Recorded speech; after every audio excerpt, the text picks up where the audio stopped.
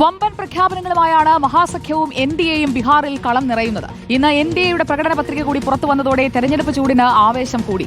മഹാസഖ്യവും എൻഡിഎയും ബീഹാർ ജനതയ്ക്ക് മുന്നിൽ വെച്ച വാഗ്ദാനങ്ങൾ, ആ മാനിഫെസ്റ്റോസ് നമ്മളൊന്ന് താരതമ്യം ചെയ്ത് നോക്കാൻ പോവുകയാണ്. നമുക്ക് ആദ്യം മഹാസഖ്യമാണല്ലോ പ്രകടന പത്രിക ഇറക്കിയത്. അവരുടെ പ്രകടന പത്രിക ഇതാ വരുന്നു. മഹാസഖ്യത്തിന്റെ പ്രകടന പത്രികയിലെ പ്രധാനപ്പെട്ട വാഗ്ദാനങ്ങൾ എടുത്തു നോക്കുമ്പോൾ ഓരോ കുടുംബത്തിലും ഒരു സർക്കാർ ജോലി, അതായത് ഒരാൾക്ക് ഒരു സർക്കാർ ജോലി ഒരു കുടുംബത്തിൽ ഉറപ്പാണ് എന്നുള്ളത് പറയുന്നു. അതോടൊപ്പം തന്നെ സർക്കാർ ജോലിക്കാർക്കായിട്ടുള്ള പെൻഷൻ സ്കീം, അതാണ് പ്രധാനപ്പെട്ട മറ്റൊരു വാഗ്ദാനം. സർക്കാർ ജീവനക്കാർക്കായിട്ടുള്ള പെൻഷൻ സ്കീം അത് പുനഃസ്ഥാപിക്കുമെന്നും പറയുന്നു.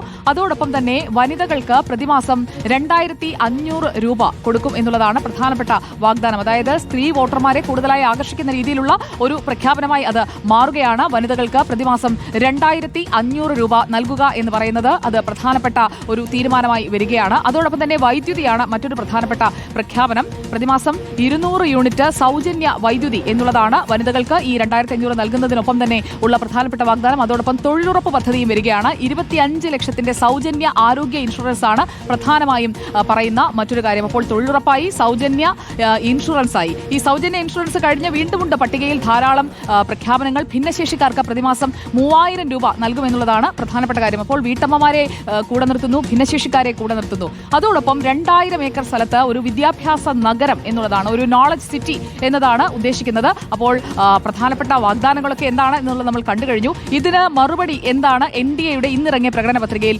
ഉള്ളത് എന്ന് നോക്കാം. മഹാസഖ്യത്തിന്റെ പ്രകടന പത്രികയിൽ നിന്ന് നമ്മൾ വരുമ്പോൾ 1 കോടി ആളുകൾക്ക് സർക്കാർ ജോലി എന്നുള്ളതാണ്. അപ്പോൾ സർക്കാർ ജോലി എന്തായാലും എല്ലാവരും വാഗ്ദാനം ചെയ്യുന്നുണ്ട്. ഇത് 1 കോടി ആളുകൾക്ക് എന്നുള്ളതാണെങ്കിൽ മറ്റത് എല്ലാ വീട്ടിലും ഒരാൾക്ക് എന്നുള്ളതാണ്. എല്ലാ ജില്ലകളിലും നൈപുണ്യ കേന്ദ്രങ്ങൾ തുടങ്ങുമെന്നും എൻഡിഎയുടെ പ്രകടന പത്രികയിൽ പറയുന്നുണ്ട്. അതോടൊപ്പം തന്നെ സ്ത്രീകൾക്ക് 2 ലക്ഷം രൂപയുടെ സ്വയം തൊഴിൽ പദ്ധതി, അതാണ് പ്രധാനപ്പെട്ട വാഗ്ദാനം. 2500 കൊടുക്കുമെന്ന് പറയുമ്പോൾ അതിന് പകരം 2 ലക്ഷം രൂപയുടെ സ്വയം തൊഴിൽ പദ്ധതിയാണ് പറയുന്നത്.